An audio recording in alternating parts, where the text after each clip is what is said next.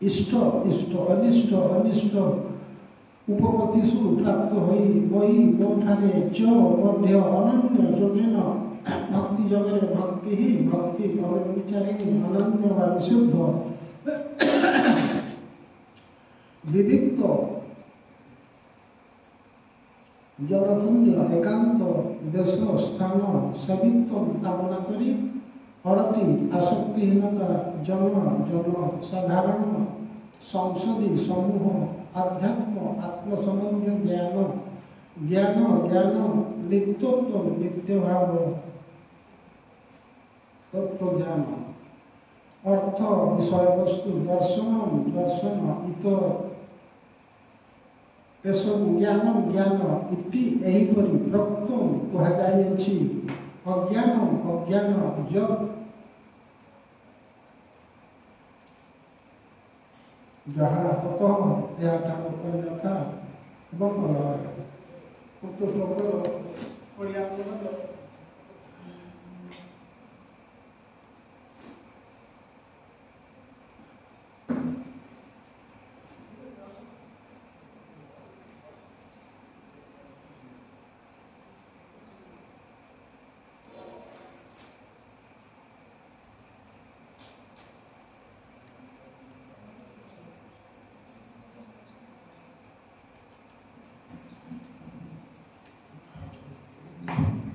उक्त श्लोकଗୁଡ଼ିକର ଓଡ଼ିଆ ଅନୁବାଦ ବିନୟ ଭାବ ଗର୍ବହୀନତା ଅହିଂସା ସହନଶୀଳତା ଉପଯୁକ୍ତ ଗୁରୁଙ୍କର ଆଶ୍ରୟ କରିବା ପରିଷ୍କାର ପରିଚ୍ଛନ୍ନତା ସ୍ଥିରତା ଏବଂ ଆତ୍ମସଂଯମ ଇନ୍ଦ୍ରିୟ ଭଗ୍ନ ବିଷୟବସ୍ତୁ ତ୍ୟାଗ ଅହଙ୍କାର ଶୂନ୍ୟତା ଜନ୍ମ ମୃତ୍ୟୁ ଜରା ବ୍ୟାଧିରେ ଦୁଃଖ ଦର୍ଶନ ସ୍ତ୍ରୀ ପୁତ୍ର ଗୃହ ଆଦିରେ ଅନାସକ୍ତ ଭାବ अनुकूल और प्रतिकूल परिस्थिति रे समचितत्व मो प्रति अनन्य भक्ति निर्जन स्थान रे वास लोक समूह ठारू दूर रे वास आत्मज्ञान उपर गुरुत्व आरोप एवं तत्व ज्ञान लाभ करने निमित्त जिज्ञासु हेबा मु घोषणा करुचे ए सब ज्ञान अटे एवं एक भिन्न अन्य सब अज्ञान है उक्त श्लोकर भावार्थ अल्पबुद्धि संपन्न व्यक्तिगण बेले बेले ए ज्ञान विधु क्षेत्र क्रिया प्रतिक्रिया को भूल कर बुझाती किंतु वास्तव में यह ही ज्ञान प्रकृत मार्ग जदि व्यक्ति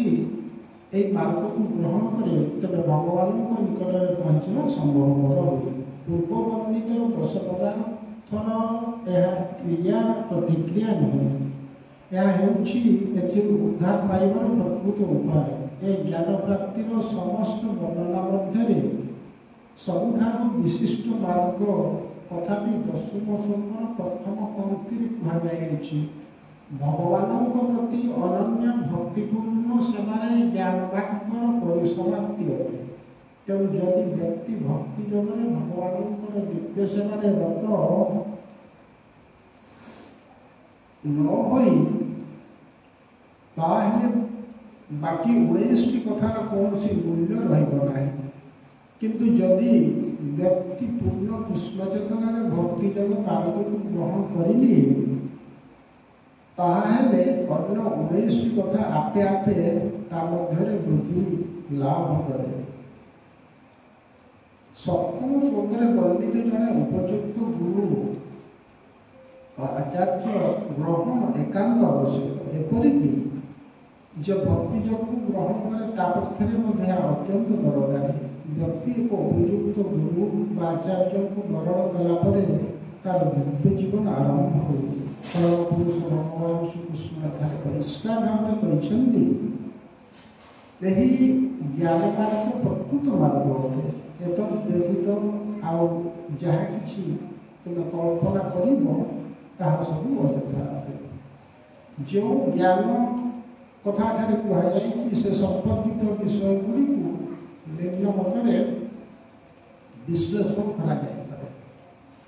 विनय शब्दर तात्पर्य है व्यक्ति अन्य द्वारा सम्मानित होगा विशेष आग्रही होगा उचित संसार क्षेत्र में व्यक्ति ଅନ୍ୟଠାରୁ ସମ୍ମାନ ପାଇବାକୁ ଅତି ବ୍ୟଗ୍ର। କିନ୍ତୁ ଯେଉଁ ବ୍ୟକ୍ତି ପୂର୍ଣ୍ଣ ଜ୍ଞାନ ଲାଭ କରିଛି ଯେ ସେ ଶରୀର ନୁହେଁ, ତେଣୁ ଏ ଶରୀର ପ୍ରତି ଉଦ୍ଦିଷ୍ଟ ମାନ ସମ୍ମାନ ବା ଅପମାନ ସବୁ ଅଯଥା ଅଟେ। ବ୍ୟକ୍ତି ଏ ଭୌତିକ ମାନ ସମ୍ମାନ ଯାହା ତାକୁ ଧୋକା ଦିଏ ତା ପଛରେ ଗୋଡ଼େଇବା ଉଚିତ ନୁହେଁ। ଲୋକମାନେ ସେମାନଙ୍କର ଧର୍ମ ପାଇଁ ଖୁବ୍ ଖ୍ୟାତି ଲାଭ କରିବାକୁ ଇଚ୍ଛା କରନ୍ତି ଏବଂ ଫଳସ୍ୱରୂପ ଏହା ବେଳେବେଳେ ଦେଖାଯାଏ ଯେ ବ୍ୟକ୍ତି ଧର୍ମନୀତି ସମ୍ବନ୍ଧରେ କିଛି ଭଲ ରକମ ନ ଜାଣି କୌଣସି ଗୋଷ୍ଠୀରେ ଅନ୍ତର୍ଗତ ହୋଇଥାଏ, ଯେଉଁ ଗୋଷ୍ଠୀଟି ବାସ୍ତବରେ ଧର୍ମନୀତି ଅନୁସରଣ କରୁନଥାଏ। ବ୍ୟକ୍ତି ସେ ପ୍ରକାର ଗୋଷ୍ଠୀରେ ମିଶି ନିଜକୁ ଏକ ଧର୍ମଜ୍ଞ ଗୁରୁ ବୋଲି ଘୋଷଣା କରେ। ବ୍ୟକ୍ତି ଆଧ୍ୟାତ୍ମିକ ବିଜ୍ଞାନରେ ପ୍ରକୃତରେ କେତେ ଦୂର ଉନ୍ନତି କରିଛି ତାହା ପରୀକ୍ଷା କରି ଦେଖିବା ଉଚିତ। ଏହିସବୁ ବିଷୟ ସାହାଯ୍ୟରେ ସେ ନିଜକୁ ପରୀକ୍ଷା କରିଦେବା ଉଚିତ। ଶିଲ ପ୍ରଭୁପାଦ ଏଠି 5ଟି ଶ୍ଲୋକ ସହିତ ତାର ଶବ୍ଦାନୁବାଦ ଅନୁବାଦ ଭାବାର୍ଥ ଦେଇଛନ୍ତି ଏବଂ ବହୁତ ଲମ୍ବା ଭାବାର୍ଥ ସେ ଦେଇଛନ୍ତି। ସବୁ ଯାକକୁ ଆମେ ପାଠ ପଢ଼ିପାରିବାନି, ପାଠ କରିବାନି। ଆମେ ଯେତିକି ପାଠ କରିବା ତାକୁ ସରଳୀକୃତ କରିବା। ଶିଲ ପ୍ରଭୁପାଦ ଭଗବତ ଗୀତା ଯେତେବେଳେ ତାକୁ ଶବ୍ଦାନୁବାଦ ଅନୁବାଦ ଏବଂ ଭାବାର୍ଥ ଭାବରେ ବିହିତ ଭାବରେ ପ୍ରକାଶ କଲେ, ତାଙ୍କର ମୂଳ ଯେଉଁ ପାଣ୍ଡୁଲିପି ପ୍ରଥମ ଦଫାରେ ଯେତେବେଳେ ବହୁତ ଲମ୍ବା କଥା ଆମେରିକାରେ ତାଙ୍କର ଭକ୍ତ ସମୂହ ଜାପାନରେ ପ୍ରକାଶନ ସଂସ୍ଥା ସହିତ କଥାବାର୍ତ୍ତା କରି ଏ ଗ୍ରନ୍ଥକୁ ପ୍ରକାଶନ କଲେ, କିନ୍ତୁ ମୂଳ ପାଣ୍ଡୁଲିପି ଯେଉଁଟା ସେଇଟାକୁ ବହୁତ କାଟଛାଟ କରି ତାକୁ ପ୍ରକାଶନ କରାହେଲା ଏବଂ ପ୍ରକାଶନ କରି କ'ଣ କରାହେଲା ନା ସମଗ୍ର ପୃଥିବୀରେ ତାଙ୍କର ଶିଷ୍ୟମାନେ ତାକୁ ବିତରଣ କଲେ। କିନ୍ତୁ ପାଠକମାନେ ଯେତେବେଳେ ଭଗବତ ଗୀତା ତାଙ୍କର এই বিষয়বস্তু পাঠ কলে স্বতঃপ্রবৃত্ত ভাবে হাজার হাজার চিঠি আসিলা, মতামত আসিলা, বহুত ভক্ত বহুত সাধারণ লোক এপরি কর্মী মানে বারম্বার কথা কহিলে যে যে গ্রন্থ প্রকাশিত হয়েছি প্রকৃতরে তাকে আপনার পূর্ণরূপে পুনর্বার আউ থরে বিহিত ভাবে প্রকাশ করতু। তেমন ভগবান শ্রী শ্রী জগন্নাথଙ୍କ আশীর্বাদ ତାଙ୍କର ପରମାରାଧ୍ୟ ଗୁରୁଦେବ ଏବଂ ବିଶେଷ ଭାବରେ ପରମାରାଧ୍ୟ ଶ୍ରୀ ଭକ୍ତିବିନୋଦ ଠାକୁରଙ୍କର ଲୋକଙ୍କ ଆଶୀର୍ବାଦ ପୁନର୍ବାର ଦ୍ୱିତୀୟ ଥର କ'ଣ କରାହେଲା ନା ତାକୁ ପୂର୍ଣ୍ଣାଙ୍ଗ ରୂପରେ ପୁନଃ ପ୍ରକାଶିତ କରାଗଲା ସେଇ ପ୍ରକାଶନ ସଂସ୍ଥା ମାଧ୍ୟମରୁ ଯାକ। ତେଣୁ ଏଠି ଯେଉଁ କୁହାଯାଇଛି ଆମର ଯେଉଁ କ୍ଷେତ୍ରଜ୍ଞ ବିଭାଗ ଯୋଗରେ ଏଥିରେ ଶିଳ ପ୍ରଭୁପାଦ ଏତେ ସୁନ୍ଦର କଥା ବ୍ୟାଖ୍ୟା କରିଛନ୍ତି ଏବଂ ଏତେ ସୁନ୍ଦର କଥାଟି ଲେଖିଛନ୍ତି। ବିଶେଷ ଭାବରେ ଯଦି ଏଇ 5ଟି ଶ୍ଲୋକକୁ ଆମେ ପାଠ କରିବା ତେବେ ପ୍ରକୃତରେ ଏବଂ ସେ ଏଠି ମଧ୍ୟ ନିଜେ କହୁଛନ୍ତି ଯେ ଏଇ ବିଷୟବସ୍ତୁକୁ ଜଣେ ପାଠ କରି ନିଜେ ନିଜକୁ ବୁଝିବା ଦରକାର ବା ନିଜେ ନିଜକୁ କନଭିନ୍ସ ହେବା ଦରକାର ପ୍ରକୃତରେ ମୁଁ ବଡ଼ପାର୍ଥିକ ଜୀବନରେ କେତେ ଅଗ୍ରଗତି କରୁଛି। ଏଠି ଶାସ୍ତ୍ର ତର୍ଜମା କରିବାର କିଛି ଆବଶ୍ୟକତା ନାହିଁ। ଶିଳ ପ୍ରଭୁପାଦ ଏତେ ସୁନ୍ଦର ଭାବରେ କହୁଛନ୍ତି। ହେଇପାରେ ଜଣେ ବହୁ ଶ୍ଲୋକ ବସିପାରେ, ବହୁ ବେଦାନ୍ତ ଅଧ୍ୟୟନ କରିପାରେ, ପୁରାଣ ଇତ୍ୟାଦି ଆମର ବ୍ରହ୍ମପୁତ୍ର ବା ଯେତେ ଯାହା କିଛି ଆମର ଅଷ୍ଟାଦଶ ପୁରାଣ ଇତ୍ୟାଦି ରହିଛି ତାକୁ ବି ପାଠ କରିପାରେ। କିନ୍ତୁ ଯଦି ବ୍ୟକ୍ତି ପ୍ରତ୍ୟକ୍ଷ ଭାବରେ ଭଗବାନଙ୍କ ନିର୍ଦ୍ଦେଶ ମୁତାବକ ଯଦି ଗୁଣ କ୍ୱାଲିଟିକି ନିଜ ଭିତରେ ଅଭିବୃଦ୍ଧି ନ କଲା ତେବେ ତାର କିଛି ଲାଭ ନାହିଁ ପ୍ରକୃତରେ। ଏବଂ କ୍ରମାନ୍ୱୟରେ ଏହି ଶ୍ଲୋକ ଉପରେ ସେ ଗୋଟିଏ ପରେ ଗୋଟିଏ ୱାର୍ଡକୁ ବିହିତ ଭାବରେ ବ୍ୟାଖ୍ୟା କରୁଛନ୍ତି। ତେବେ ତନ୍ମଧ୍ୟରେ ଏଇ ଯେଉଁ 5ଟି ଶ୍ଲୋକ ରହିଛି ତନ୍ମଧ୍ୟରେ ଏଠି ଯେଉଁ ଆମର 10ମ ନମ୍ବର ଶ୍ଲୋକ କଥା ଆମର 11 ନମ୍ବର ଶ୍ଲୋକ କଥା କୁହାଯାଇଛି ସେଟା ଶିଳ ପ୍ରଭୁପାଦ ନିଜେ କହୁଛନ୍ତି सबुठ गुरुत्वपूर्ण श्री चैतन्य चरितामृतरे मध्यलीला द्वितीय खंड कि तृतीय खंड ठीक मन पड़ुनी शिल प्रभुपाद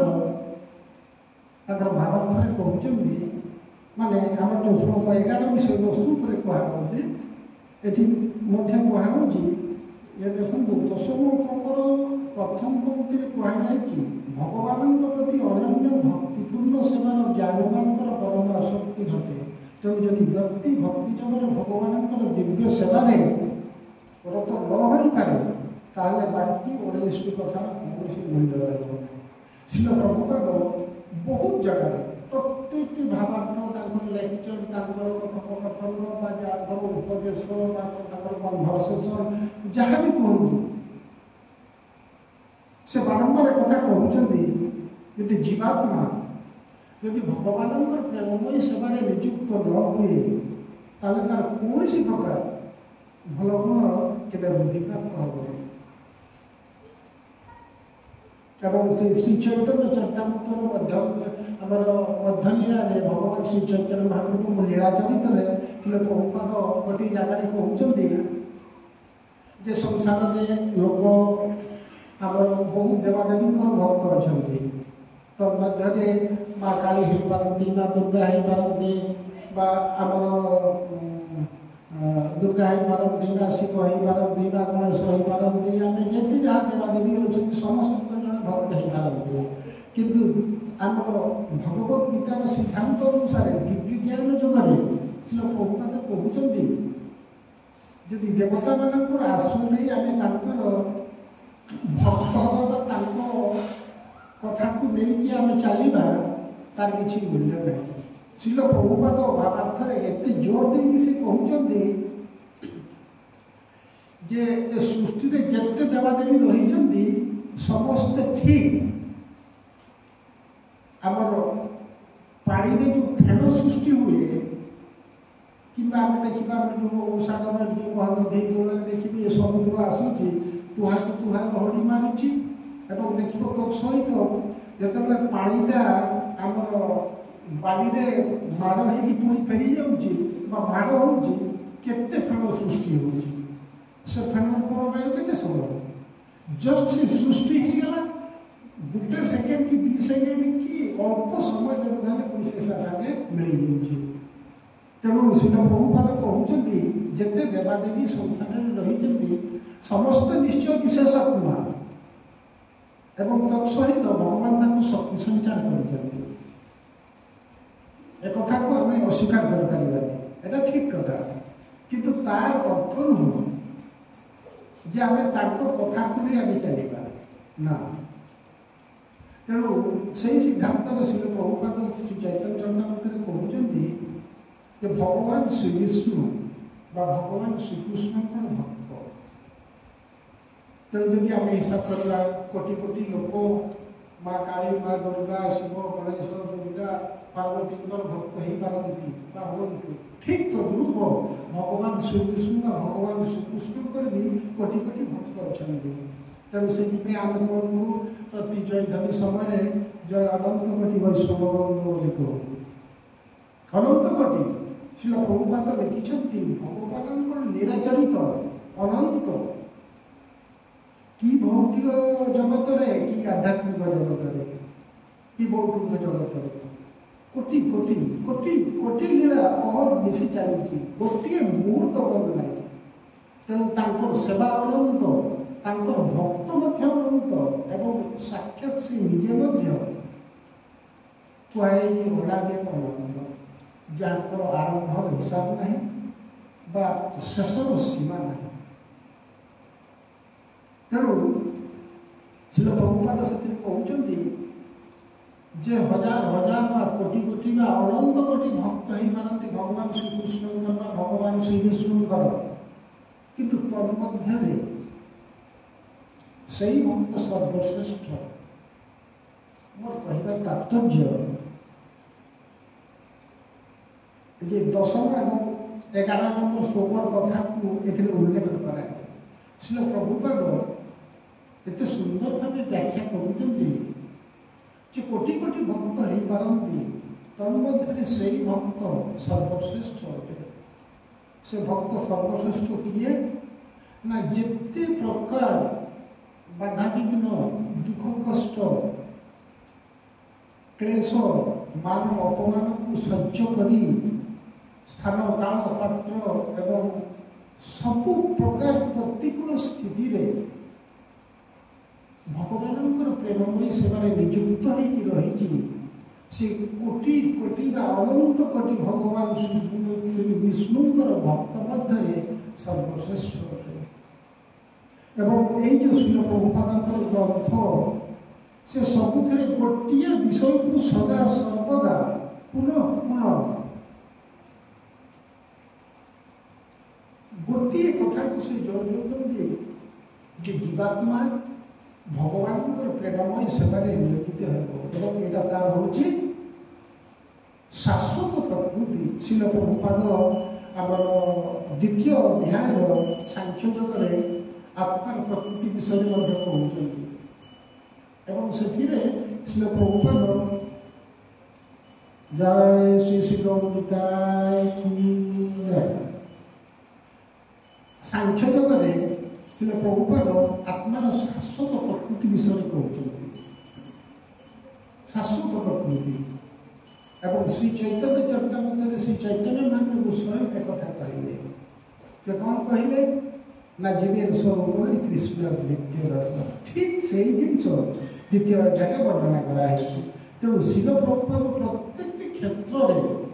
सबू जगह यही श्लोक यही भावार्थ से कथा कहते भावार्थ से कहते भगवान प्रति अनन्य भक्तिपूर्ण सेवा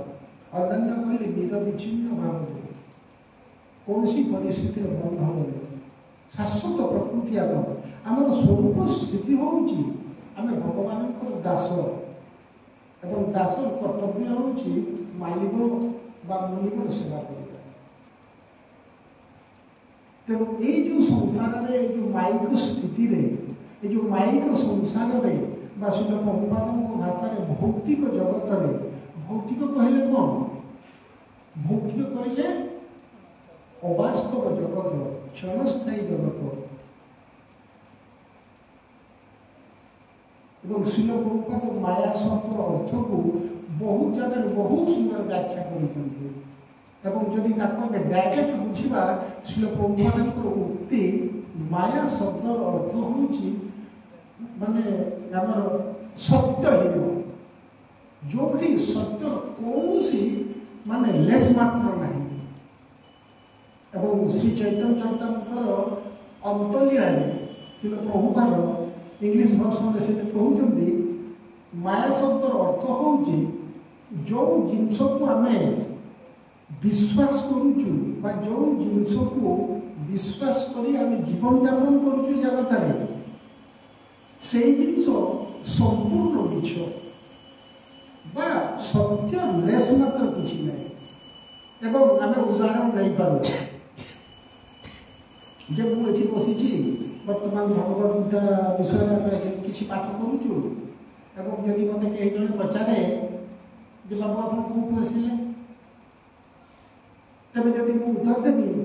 निश्चय किसी गोटे माध्यम को आधार कर मत कहवाई पड़ो जे बाबू कौन जगार नवास करे मो बापा हूँ ये मोर परिचय या करे सब क्रियाकलाप संपर्क किंतु आप हिसाब कर देखूँ ये जो बरणी आम प्रदान करूँ वास्तव में ये सब जिन सहित आम लेस मात्र संबंधित मुझे मोर परिचय देवी जो मोर पिता हूँ मिस्टर एक्स तार किसी मान अच्छी थर स्कूल रे मो झील को जड़े गुरुजी पचारे जे तो बापा किए पचारे तो थोड़ा सागे सागे से उत्तर देला जे मो बापा कहते मिस्टर एक्स मुझे पाखे छिड़ा एवं ଯେତେବେଳେ ସେ କଥା କହିକି ମୋ ପାଖକୁ ଆସିଲା ଝିଅ, ମୁଁ ତାକୁ ପଚାରିଲି, ମୁଁ କହିଲି ଆରେ ମା, ଗୁରୁଜୀ ତୋତେ କ'ଣ ପଚାରିଲେ? ନା ବାବା ସେ ପଚାରିଲେ ଯେ ତୋ ବାପାଙ୍କର ନାଁ କ'ଣ? ତେଣୁ ସ୍ୱାଭାବିକ ଭାବରେ ଝିଅ ମୋ ନାଁ କହିଲା। ତେଣୁ ସେଇ ମୁହୂର୍ତ୍ତରେ ମୁଁ ଚିନ୍ତା କଲି ଯେ ପ୍ରକୃତରେ ମୁଁ କ'ଣ କାହାର ବାପା ବା କିଏ ମୋର ପୁଅ କି ଝିଅ ପ୍ରକୃତରେ? ନା, କଦାପି ନୁହେଁ। ଭଗବତ ଗୀତାର ସିଦ୍ଧାନ୍ତ ଅନୁସାରେ ଭଗବାନ ନିଜେ ପ୍ରତ୍ୟକ୍ଷ ଭାବରେ ଏ କଥା କହୁଛନ୍ତି, ଡାଇରେକ୍ଟ। ଏମିତି କୌଣସି ଦେବାଦେବୀ ଅଛନ୍ତି ବା କିଏ ଅଛି ଏମିତି ସଂସାରରେ ଲୋକ ଯିଏକି କହିପାରିବ ଯେ ମୁଁ ସମସ୍ତଙ୍କର ପିତା ବୋଲି? ପ୍ରଭୁଙ୍କ ବିନା ଏ ସଂସାରରେ କିଛି ବି ନାହିଁ। ଭଗବତ ଗୀତାରେ ଅଷ୍ଟାଦଶ ଅଧ୍ୟାୟରେ ଭଗବାନ କହୁଛନ୍ତି ସର୍ବଧର୍ମ ପରିତ୍ୟାଜ୍ୟ ମାମ୍ ଏକଂ ଶରଣଂ ବ୍ରଜ ବୋଲି ପ୍ରଭୁ କହୁଛନ୍ତି। ତା ଲାଭ କ'ଣ କହୁଛନ୍ତି? ନା ଅହଂ ତନ୍ଥ ପବତେ ବକ୍ଷ ମା ସୂଚ, ଯେ ପ୍ରକୃତରେ ସଂସାରର ଯିଏ ମାଲିକ, ସଂସାର ଯାହାଙ୍କର ବା ସଂସାର ସୃଷ୍ଟିକର୍ତ୍ତା ଯିଏ ବା ସଂସାରକୁ ଯିଏ ରଚନା କରିଛନ୍ତି, ଏକ ଭିନ୍ନ ତାଙ୍କ ଭିନ୍ନ ଏକଥା କେହି କହିପାରିବେନି। ଜୋର ଦେଇକି ପ୍ରଭୁ କହୁଛନ୍ତି କୌଣସି କଥା ପାଇଁ ତୁମେ କେବେ ବି ମନ ଦୁଃଖ କରନି କି ଭୟ କରନି କି ଆଶଙ୍କା କରନି, ଦୃଢ଼ ପ୍ରତିଶ୍ରୁତି ପ୍ରଭୁ ଦେଉଛନ୍ତି। ଏମିତି ବୋଲ୍ଡନେସ୍, ଏମିତି ସାହସପୂର୍ଣ୍ଣ ବା ଏମିତି ଆଶ୍ୱାସନାପୂର୍ଣ୍ଣ ବା ଏତେ ମାଧୁର୍ଯ୍ୟପୂର୍ଣ୍ଣ ବା ଏତେ ଲାଳିତ୍ୟ ଭାବରେ ଏମିତି କୌଣସି ଦେବାଦେବୀ କେହି ବି କହିପାରିବେନି। ପ୍ରତ୍ୟକ୍ଷ ଭାବରେ ଶାସ୍ତ୍ର ସିଦ୍ଧାନ୍ତ କହୁଛି, ଭଗବାନ ନିଜେ ମଧ୍ୟ କହୁଛନ୍ତି। ଯେମିତି ଶାସ୍ତ୍ରରେ ବର୍ଣ୍ଣନା କରାହେଇଛି, ସୂର୍ଯ୍ୟ ଦେବତା ପ୍ରତିଦିନ ଉଦୟସ୍ତ ହେଉଛନ୍ତି ଭଗବାନଙ୍କର ନିର୍ଦ୍ଦେଶରେ। ଏଇ ଯେଉଁ ପବନ ପ୍ରବାହିତ ହେଉଛି ତାଙ୍କର ନିର୍ଦ୍ଦେଶରେ, ଅଗ୍ନି ପ୍ରଜ୍ୱଳିତ ହେଉଛି ତାଙ୍କ ନିର୍ଦ୍ଦେଶରେ। ତେଣୁ ସେ ଶ୍ରୀ ଚୈତନ୍ୟ ଚୈତନ୍ୟଙ୍କର ସିଦ୍ଧାନ୍ତ ଅନୁସାରେ କହୁଛନ୍ତି ଯେ ହଜାର ହଜାର କୋଟି କୋଟି ଭଗବାନ ଶ୍ରୀକୃଷ୍ଣଙ୍କର ଭକ୍ତ ଭିତରେ ସେଇ ଅନନ୍ୟ ଏବଂ ସର୍ବଶ୍ରେଷ୍ଠ। କୌଣସି ପଦପଦବୀ, ଗୁଣଗାରିମା, ଶାସ୍ତ୍ର ସର୍ଜନା, ଶ୍ଲୋକ, ବ୍ୟାଖ୍ୟା, ଭାବାର୍ଥ କିଛି ବି କାମ ଦେବନି। ସ୍ୱୟଂ ଶ୍ରୀଲ ପ୍ରଭୁପାଦ ଏ କଥା କହୁଛନ୍ତି ଏବଂ ଶ୍ରୀ ଚୈତନ୍ୟ ଚରିତାମୃତ ରଚୟିତା ଶ୍ରୀଲ କୃଷ୍ଣଦାସ କବିରାଜ ଗୋସ୍ୱାମୀ ଏ କଥା ମଧ୍ୟ କହୁଛନ୍ତି। ଅକାଟ୍ୟ ବେଦବାକ୍ୟ ନିର୍ଭୁଲ, କେବେ ବି ଭୁଲ ହବନି। ସେଠି ସେ କହୁଛନ୍ତି ଯେ ପ୍ରକୃତରେ ସବୁ ପ୍ରକାର ପ୍ରତିକୂଳ ପରିସ୍ଥିତିରେ ଭଗବାନଙ୍କ ପ୍ରେରଣାରେ ସେମାନେ ନିଯୁକ୍ତ ହେଇଛି। ସିଏ କୋଟି କୋଟି ଭକ୍ତମାନଙ୍କ ଭିତରେ, ଭକ୍ତ କହିଲେ ଭଗବାନ ଶ୍ରୀକୃଷ୍ଣଙ୍କର ଭକ୍ତ, ଆଉ କେହି ନୁହନ୍ତି। ଭକ୍ତ ପଦବାକ୍ୟ ଯଦି ଗୋଟେ ଶବ୍ଦ ଥାଏ ଶାସ୍ତ୍ର ପୁରାଣରେ, ଏବଂ ଏଟା ସଂସ୍କୃତ ଶବ୍ଦ ଭକ୍ତ, ଭକ୍ତି, ଭଜ ଧାତୁ ଗୁରୁଦେବ କହୁଥିଲେ। ଭକ୍ତ କହିଲେ ଆଉ କିଛି କଥାକୁ ବୁଝାଇବନି। ଯଦି ଭୁଲରେ କେହି ଜଣେ ଭକ୍ତ କହିଲେ ଆଉ କାହାକୁ ବୁଝେ, ତେବେ ସେଥିରେ ଆମର କିଛି କରିବାର ନାହିଁ। ଗୁରୁଦେବ କହୁଥିଲେ, କହିଲେ ଯଦି ମୁଁ ତୋତେ ସବୁ ପ୍ରକାର ତତ୍ତ୍ୱ ସିଦ୍ଧାନ୍ତ ଏବଂ ସବୁ ରସର ସାରକୁ ଦେଲି, ତାପରେ ମଧ୍ୟ ତୁ ଯଦି ତାକୁ ଗ୍ରହଣ ନ କଲୁ, ତେବେ ମୋର ଆଉ କିଛି କରିବାର ନାହିଁ। ଶ୍ରୀଲ ପ୍ରଭୁପାଦ ବି ସେଇ କଥା କହୁଛନ୍ତି। ଜଣେ ପାଶ୍ଚାତ୍ୟ ଜଗତର ଭକ୍ତ ତାଙ୍କୁ ପ୍ରଶ୍ନ କଲେ ଯେ ଆପଣ ରାତି ଦିନ ଏତେ ପରିଶ୍ରମ କରି ଏ ଗ୍ରନ୍ଥ ରଚନା କରୁଛନ୍ତି ଯେ ଏବଂ ଏଥିରେ ଏତେ ମନୋନିବେଶ କରୁଛନ୍ତି, ଏହାର କାରଣ କ'ଣ? ବା କାହିଁକି ଆପଣ ଏ ଗ୍ରନ୍ଥ ରଚନା କରୁଛନ୍ତି? ଏବଂ ଶ୍ରୀଲ ପ୍ରଭୁପାଦ କିଭଳି ଗ୍ରନ୍ଥ ରଚନା କରୁଥିଲେ ଆପଣ ଜାଣିଛନ୍ତି? ସାଧାରଣ ଭାବରେ ତାଙ୍କ ନିୟମ ଅନୁସାରେ ଈଶ୍ୱରରେ ଆମ 9ଟାରୁ 10ଟା ଭିତରେ ମନ୍ଦିର ଶ୍ରୀବିଗ୍ରହଙ୍କର ବିଶ୍ରାମ ସମସ୍ତେ ସ୍ମରଣ କରିବେ। ସମସ୍ତେ ବିଶ୍ରାମ ନେବେ, କାହିଁକି ନା ତା ପରଦିନ ମଙ୍ଗଳ ଆରତିରେ ଯୋଗ ଦେବା ପାଇଁ ମାନେ ଆଲି ମଣିରୁ ଆମକୁ ଉଠିବା ପାଇଁ ପଡ଼ିବ। କିନ୍ତୁ ଶ୍ରୀଲ ପ୍ରଭୁପାଦ କ'ଣ କରୁଥିଲେ ଜାଣିଛନ୍ତି? 10ଟା ବେଳେ ରାତି ସର୍ବାଧିକ ରାତି 10ଟା ସୁଦ୍ଧା ଶୟନ କରନ୍ତି ଏବଂ ମାତ୍ର ଘଣ୍ଟେ 2 ଘଣ୍ଟା ମଧ୍ୟ ରାତିରେ ସେ ବିଶ୍ରାମ ନିଅନ୍ତି। ତାର ଅର୍ଥ ହେଉଛି ମଧ୍ୟରାତ୍ରି ପର୍ଯ୍ୟନ୍ତ, ଧରି ନିଅନ୍ତୁ ମଧ୍ୟରାତ୍ରି ପର୍ଯ୍ୟନ୍ତ ମାତ୍ର ଘଣ୍ଟେ କି 2 ଘଣ୍ଟା ଶୋଇଲା ପରେ ସେ ଉଠି ସାଙ୍ଗେ ସାଙ୍ଗେ ଶ୍ରୀ ଗୁରୁଙ୍କୁ ପ୍ରାର୍ଥନା କରି ଗ୍ରନ୍ଥ ରଚନା କରନ୍ତି। ତାର ଅର୍ଥ 24 ଘଣ୍ଟା ଭିତରେ ଶିଳ ପ୍ରଭୁପାଦ ମାତ୍ର 2 ଘଣ୍ଟା ବିଶ୍ରାମ ନିଅନ୍ତି। ଅବଶ୍ୟ ଅପରାହ୍ନରେ ବି ସମୟର ସୁଯୋଗ ଅନୁସାରେ ସେ ବିଶ୍ରାମ ନିଅନ୍ତି, ତାଙ୍କ ଲୀଳା ଚରିତ୍ରରେ ବର୍ଣ୍ଣନା କରାଯାଇଛି। ତେଣୁ ଆପଣ ଚିନ୍ତା କରନ୍ତୁ ଏ ଗ୍ରନ୍ଥର ମହିମା କେତେ ଦିବ୍ୟ ଏବଂ ତାର ଫଳ ଶାଶ୍ୱତ। ତେଣୁ ସେ ଯଦି ପଚାରିଲେ ଯେ ମୁଁ ଏ ଗ୍ରନ୍ଥ ରଚନା କରିବାର ଉଦ୍ଦେଶ୍ୟ ହେଉଛି ମୋର ବପୁସଙ୍ଗ ପରେ ଅର୍ଥାତ୍ ମୋର ଅପ୍ରକଟ ପରେ ତୁମେମାନେ ଯେତେବେଳେ ଭଗବାନ ଶ୍ରୀକୃଷ୍ଣଙ୍କର ଭକ୍ତି ସମ୍ବନ୍ଧରେ ଜିଜ୍ଞାସା କରିବ, ଅନ୍ୟ କାହାକୁ କୌଣସି ତଥ୍ୟ ଆଣିବା ପାଇଁ ଦରକାର ପଡ଼ିବନି। କାହିଁକି ନା ସବୁ କିଛି ଭକ୍ତି ତତ୍ତ୍ୱକୁ ବର୍ଣ୍ଣନା ଭିତରେ ନିହିତ କରିକି ଯାଉଛି। ଏବଂ ଜଣେ ଭକ୍ତ ତାଙ୍କୁ ପଚାରିଲେ ଯେ ଆପଣଙ୍କର ଅପ୍ରକଟ ପରେ ଆମେ କିଭଳି ଭାବରେ ଭକ୍ତି ଯୋଗରେ ସ୍ଥିର ରହି ଆମେ କୃଷ୍ଣ ଚେତନା ଆନ୍ଦୋଳନ ନା କୃଷ୍ଣ ଭକ୍ତିରେ ଅଗ୍ରଗତି କରିବା। ଶ୍ରୀ ପ୍ରଭୁପାଦ କହିଲେ ମୋ এই বপুসঙ্গ পরে বা অপ্রকট লীলা পরে মোর অন্য এক রূপ রূপান্তরিত হেবি, সেটা কোন না গ্রন্থ রূপে। এবং শ্রী প্রভুপাদ তাঁর কর্মগ্রন্থ বহু সুন্দর কথা କହିଛନ୍ତି যে ଯିଏ ମୋ ସଂଗଲାପ କରିବା ପାଇଁ ଚାହିଁବ ଯଦି ପ୍ରକୃତ ମନୋନିବେଶ କରି ଏ ଗ୍ରନ୍ଥକୁ ପାଠ କରିବ, ସେ ସ୍ୱୟଂ ଶିଳ ପ୍ରଭୁପାଦଙ୍କୁ ଗ୍ରନ୍ଥ ଭିତରେ ଦେଖିବ। ଆମର ପରମାରାଧ୍ୟ ଗୁରୁଦେବ କହୁଥିଲେ ଜଣେ ପ୍ରକୃତ ଭକ୍ତ କାୟ ମନ ବାକ୍ୟରେ, କାୟ ମନ ବାକ୍ୟ କହିଲେ କ'ଣ ନା କୌଣସି ପ୍ରକାର କପଟତା ନ ରଖି, এইটি সেই কথা আমার ভাবাত্মা শিল প্রভুপাদ বলবে কৌশি প্রকার কপটতা চালিবনি। প্রভুকে কপটতা করে আমি কেতে বাকি যা ভাবগ্রাহী ভক্তবৎসল ভগবান হৃদয়ের বিরাজমান। এবং শিল প্রভুপাদ এই ভগবত গীতার কହୁଛନ୍ତି জীবাত্মা যে কৌশি কথাকে চিন্তা কলা মাত্রে প্রভু চিন্তামণি সাঙ্গে সাঙ্গে জানি পারুଛନ୍ତି।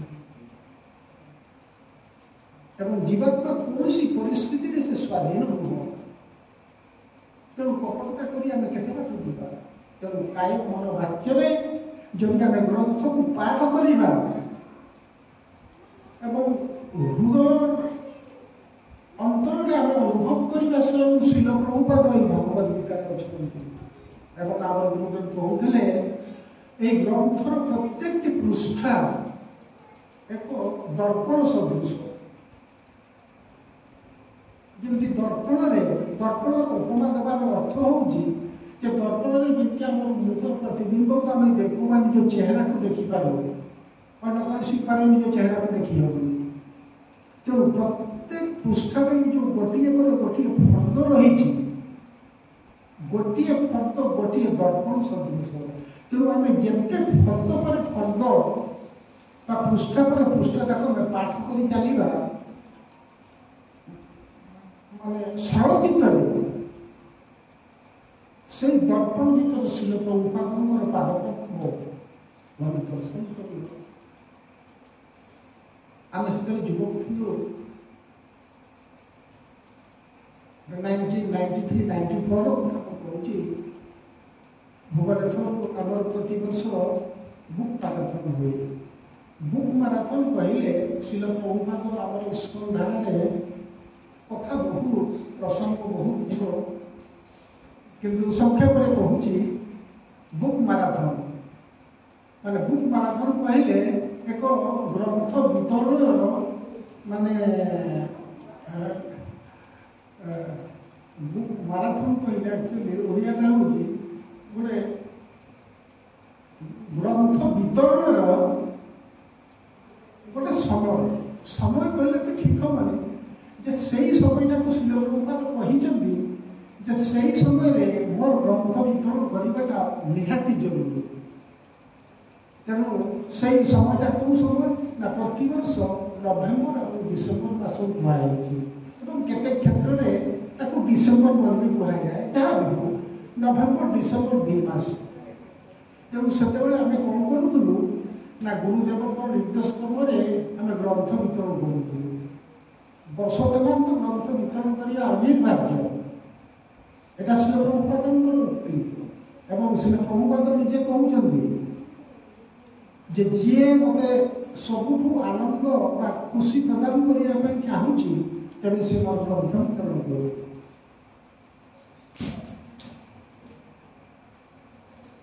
शिल प्रभुपाद देखते आम ईश्वर प्रतिष्ठाता प्रत्यक्ष भाव में भाव को व्यक्त कर ग्रंथ माध्यम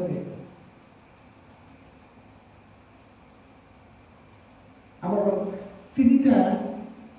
वॉल्यूम अच्छी इंग्लिश में लेटर फ्रॉम श्रील प्रभुपाद कौटी सब से कहते ना कहीं से जो लेटर फ्रॉम श्रील प्रभुपाद से ग्रंथ वितरण विषय भक्त मैंने प्रश्न करुँच से सब कथा लिखाई विहित भाव से अवश्य आम ओडिया अनुवाद है जो मैंने इंग्राजी पढ़ी पारे पाठ करें जापर। तेणु से 1994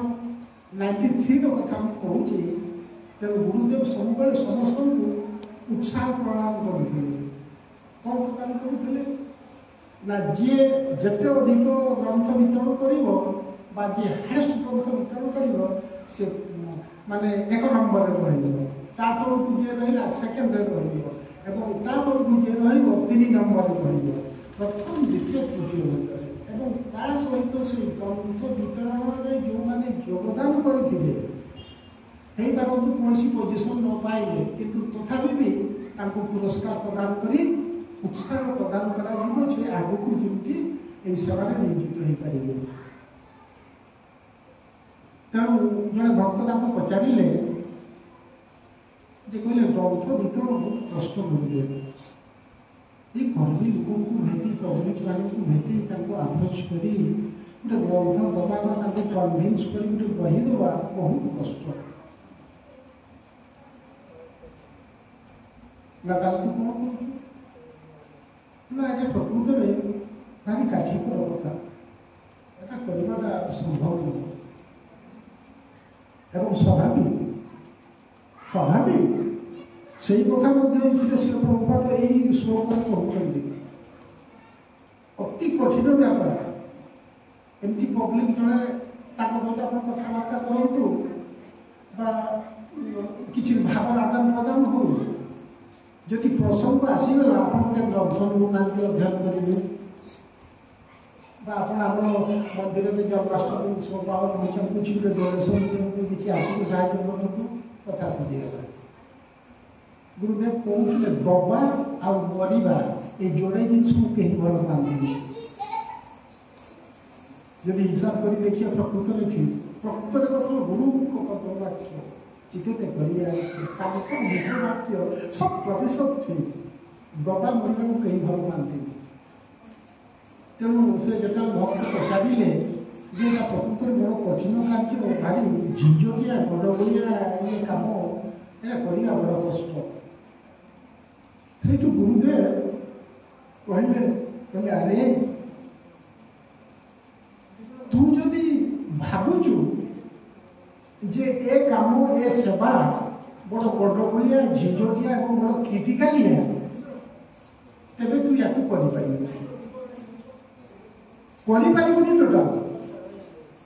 असंभव से गुरुदेव कही जे प्रकृत में तू जदि ये भगवत गीता को हाथ में धरी बुक बैग में पकई कांधारे पकई लोक को लोक ऑफिस टू ऑफिस घर को घर अनुष्ठान को बुली यदि ग्रंथ वितरण करू थाओ जदि हाथ में भगवत गीता को धरी थाओ बुक बैग में पकई कांधारे पकई कि बुलू थाओ तब तू जदि अनुभव करू ଏହା ଏକ କୌଣସି ବୋଝ ବା କୌଣସି ଏକ ବୁଝଳା ବା କୌଣସି ଏକ ଜିନିଷ ବୋଲି ଭାବୁ ତାହେଲେ ତୁ କରିପାରିବୁ। କିନ୍ତୁ କେତେବେଳେ କରିପାରିବୁ ନା ଏଇ ଦିବ୍ୟ ଭଗବତ ଗୀତା ଗ୍ରନ୍ଥକୁ ସାକ୍ଷାତ ଭଗବାନ ସ୍ୱରୂପ ବୋଲି ଚିନ୍ତା କରିବୁ। ଏବଂ ତାପରେ ସେ ଆହୁରି ଅଧିକ କ'ଣ କହିଲେ ନା ପ୍ରତ୍ୟେକଟି ଭଗବତ ଗୀତା ପ୍ରତ୍ୟେକ ଖଣ୍ଡ ଭଗବତ ଗୀତା ଜଣେ ଜଣେ ଶ୍ରୀଲ ପ୍ରଭୁ ଏବଂ ଗୁରୁଦେବ ତାଙ୍କୁ ପଚାରିଲେ କହିଲେ ଯଦି ଶିଳ ପ୍ରଭୁପାଦ ବର୍ତ୍ତମାନ ଆମ ସାମ୍ନାରେ ଉପସ୍ଥିତ ହେବେ ଏବଂ ତୋତେ କହିବେ ଶିଳ ପ୍ରଭୁପାଦ ସ୍ୱୟଂ ଯେ ଧନରେ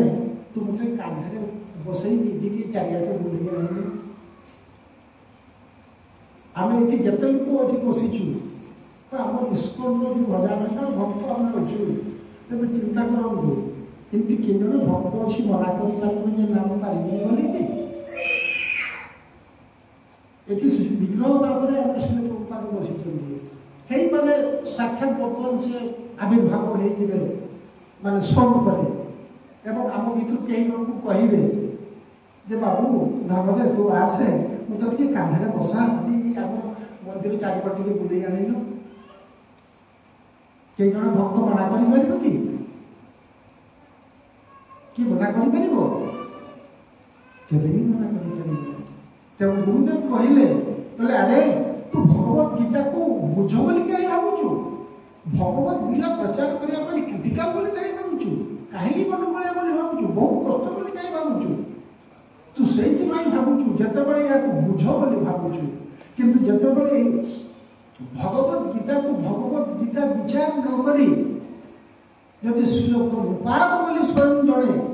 ଚିନ୍ତା କରୁ ଏବଂ ବୁକ୍ ବ୍ୟାଗରେ କାନ୍ଥରେ ଗଳେଇକି ଯାଉ ଲୋକକୁ ଲୋକ office to office school to school କ୍ଷେତ୍ରକୁ କ୍ଷେତ୍ର ହାଟ ବଜାର ସବୁଠି ଯଦି ଘୁରିବୁଲୁ ତେବେ ତୁ ଚିନ୍ତା କରିବୁ ଯେ ମୁଁ ବୁଝ କିଛି କହିନି ସ୍ୱୟଂ ଶିଳ ପ୍ରଭୁପାଦ ମୋ କାନ୍ଧରେ ବିରାଜମାନ କରିଛନ୍ତି। ତେଣୁ ଏହାକୁ ଅଭାଗ୍ୟ କାହାରି ହେଇପାରେ।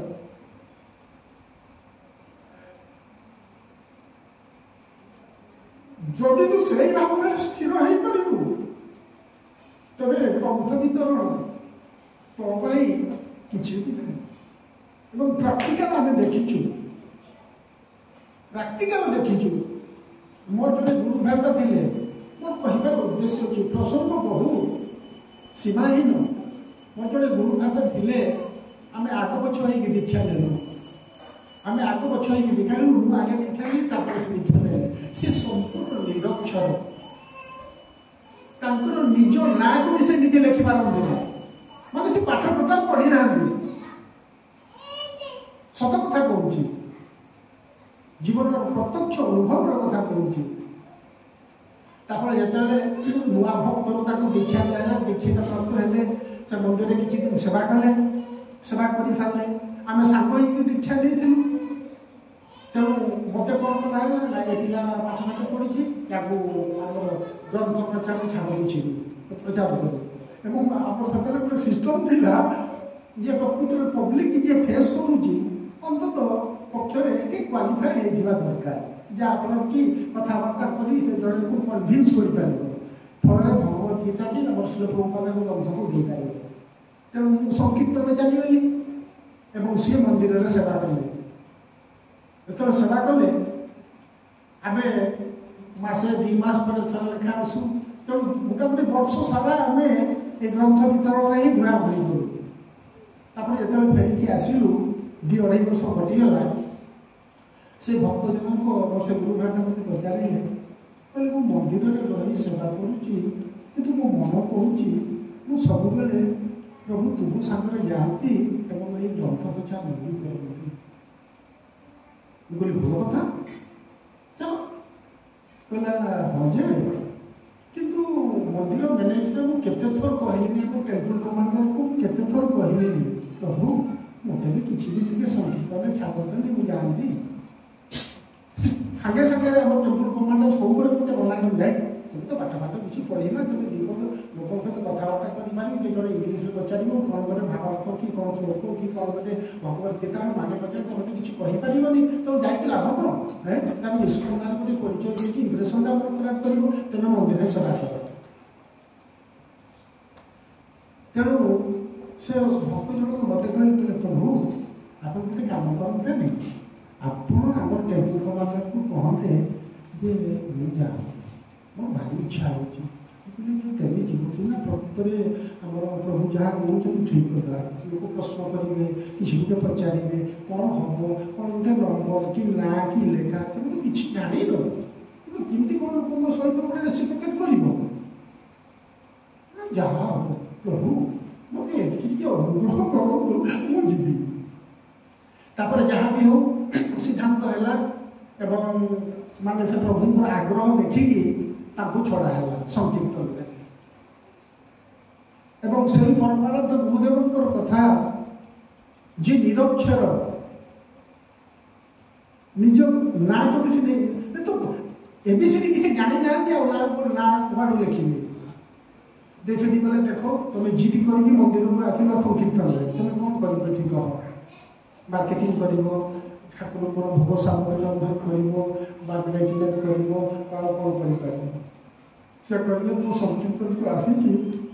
मुझे भक्त मान सहित भगवत गीता फिलोपोपाद ग्रंथ को मैंने ब्याग्रे हुए कि मुझे धरिकी बुली समस्ते हाहाकार कौन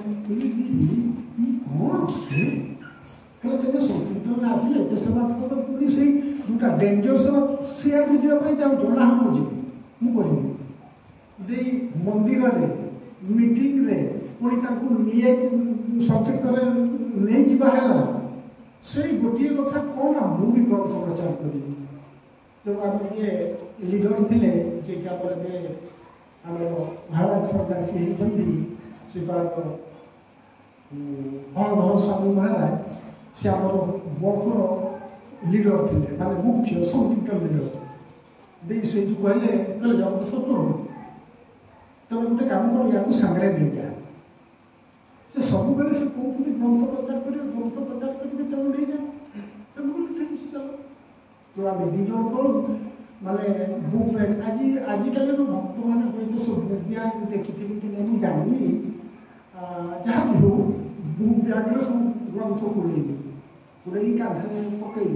बाहर की गलु बाहर की गलु एवं आमर कथा हूँ जी ग्रंथ सब वितरण कर एवं बुक बैग खाली से पुराना आउ थे फेरिकी बस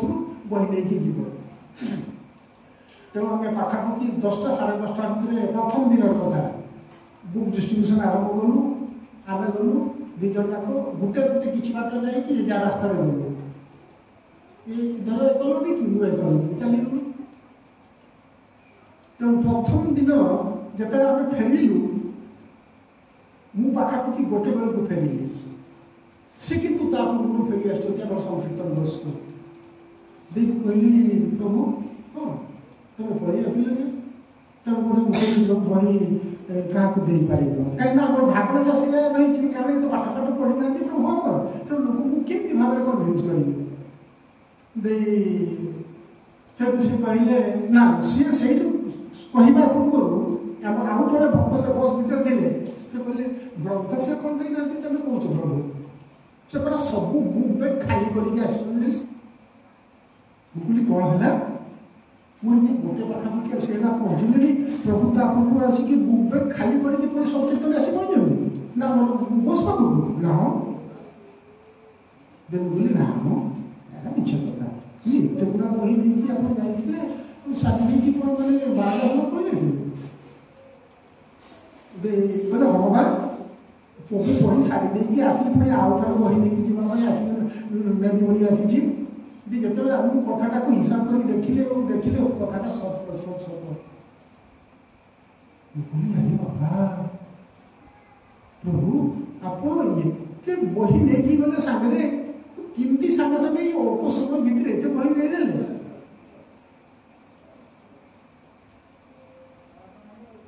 से कहले प्रभु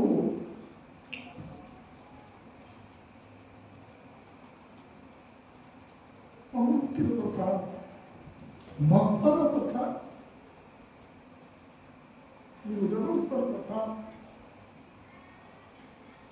से कहले बुक बैग को नहीं जो मार्केट प्लेस में पहुंचले से भगवान को प्रार्थना कले प्रभु भक्ति सीधा भक्त तुम्हें दल किंतु जड़ विद्या जड़ ज्ञान क्वालिफिकेशन मत कि देन तेणु लोकों सहित भाव आदान प्रदान करने मोर क्षमता बाहर जन जब कहीं भगवत गीतार श्लोक गोटे पचार तार प्रत्युत्तर मुझे पारि कहीं ना मु निरक्षर मूर्ख किंतु तथापि भी हृदय ताड़ना इच्छा अभिलाष जोर रे मु आसी सेवा करने तेणु प्रभु तुम्हें गोटे काम कर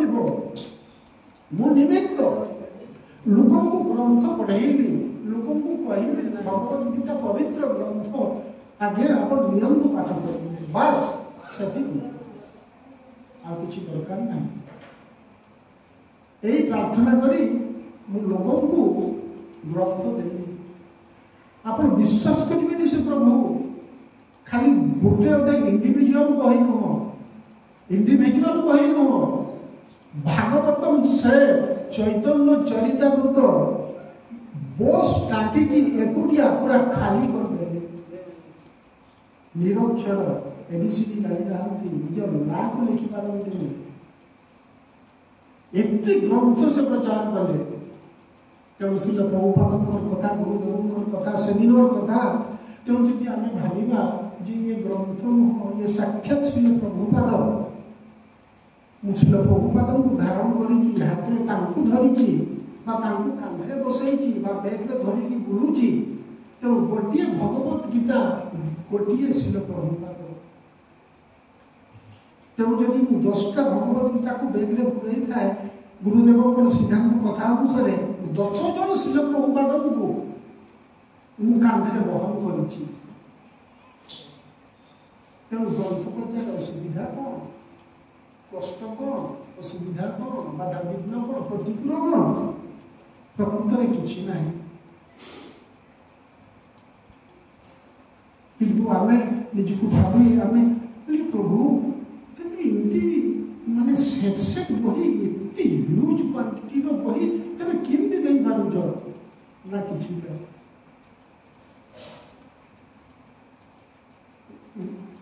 मो टाइम होगा कि आम नयागढ़ टाउन को थे जाइचु एटा ग्रंथ वितरण कथा कहूँ जदि भी शोकर वक्तव्य से जिन से कथा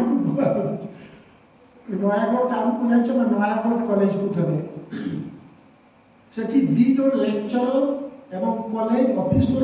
3टा भागवत सेट नेबे बोली से कहले जो 3टा भागवत सेट नेबे बोली कहले से प्रभु कौन कले कहले आज मु कौन सी बही नेबिनी एवं 3 सेट भागवत ग्रंथ मत दियो गोटे जगह देवी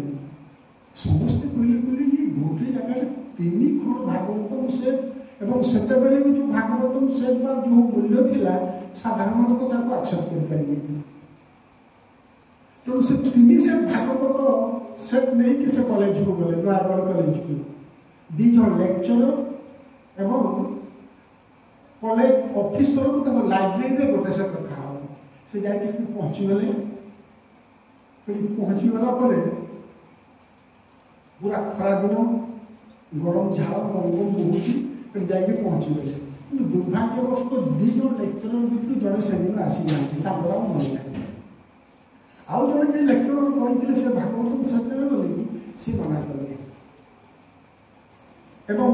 ऑफिस लाइब्रेरी कॉलेज लाइब्रेरी जो भागवत सेट रखा हो जे लाइब्रेरियन दायित्व थे से छुट्टी अच्छे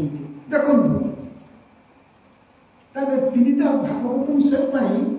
3 जन प्रतिबंधक विराट सृष्टि है प्रभु चिंता कले कहले 3 सेट भागवत धरिकी आसिली खराबे एत बाटू माने 3 जन जाक मत मना करते ग्रंथ नेबिनी बोली कि तेणु निज क्वालिटी क्वालिफिकेशन कहले कि ना पुणी कॉलेज कंपाउंड भितर कौन बा करेंगे तेणु से किसी न कहीकि किसी समय बसी रही देखो ट्रिक्स देखो किसी समय से बसी रही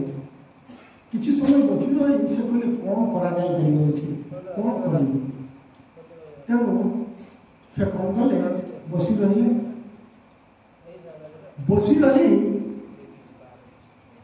से क्या किसी न कही से चिंता कर भागवत एत कष्ट कर ओजनिया जिनस को लेकिन आखिरी 3 जन जाक देवी बर्तमान कौन हम कौन करी भाव से ठाकुर भगवान को प्रार्थना करने समय हृदय भितर कोह आसी जाइए कोह आखिरी भाव उन्मादने आखिरी लुह झरी जाइए तो से समय भितर जड़े कॉलेज स्टाफ आसिक पचारे कहले बाबू तुम्हें कांदुच कौन कौन सुविधा है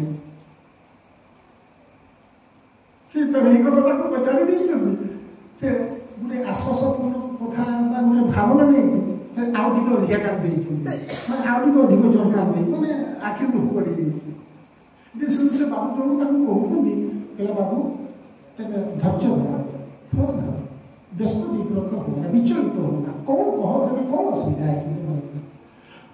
से प्रभु कहले जे मु 3 सेट भागवत धरिकी कॉलेज को आसिली 3 जन जाक मत मना कर भागवत सेट नेबेनी तेणु मुझे कौन कर ना तुम कौन कौच ना ये 3 सेट भागवत सेट ओजनिया ग्रंथ धरिकी आसिली ये ओजनिया 3टा सेट भागवत को पुणी मुझे जीवी केमी तेणु से कथा चिंता करी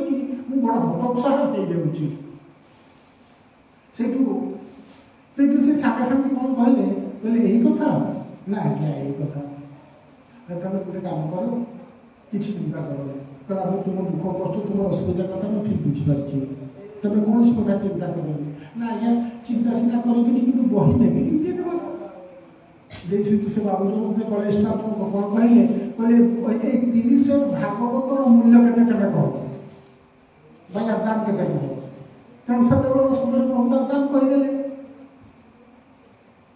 से कौन कल तुम भर कॉलेज ऑफिस में तुम डाक नहीं गले और डायरेक्ट 3टा सेट मूल्य जहाँ दे कहले तुम चल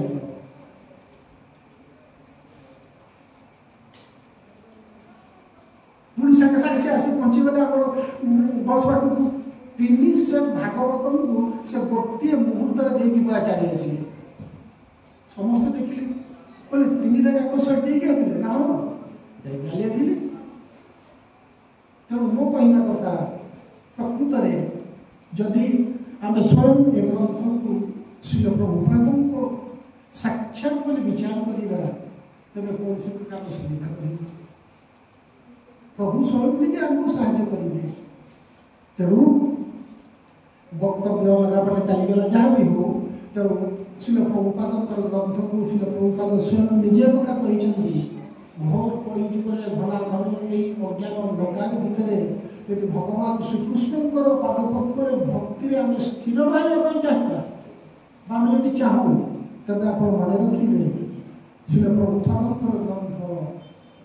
अवश्य पाठ कर जड़े पाश्चात्य जगतर सांबादिक अमेरिका पचारे जे भगवत भक्ति भगवान श्रीकृष्ण भक्ति प्राप्ति होगापी संसार में कौन आपंकर स्कूल पब्लिकेशन बही पढ़ी नहीं भक्ति प्राप्ति हम तार उत्तर श्रील प्रभुपाद हाँ बोली कही से कहले मोर ग्रंथ को जी अध्ययन कर शेष परिणति हूँ भगवान भक्ति प्राप्त हो असंशय एवं अनित्य संसार एक परित्याग कले भगवत धाम कर ग्रंथ प्रत्येक आरंभ शेष पर्यंत श्री प्रभुपाद से कथा ही कि तेणु ग्रंथ एवं सी अभिन्न जय ग्रंथराज श्रीमद् भगवद गीता की जय, जय श्री गौर निताय की जय।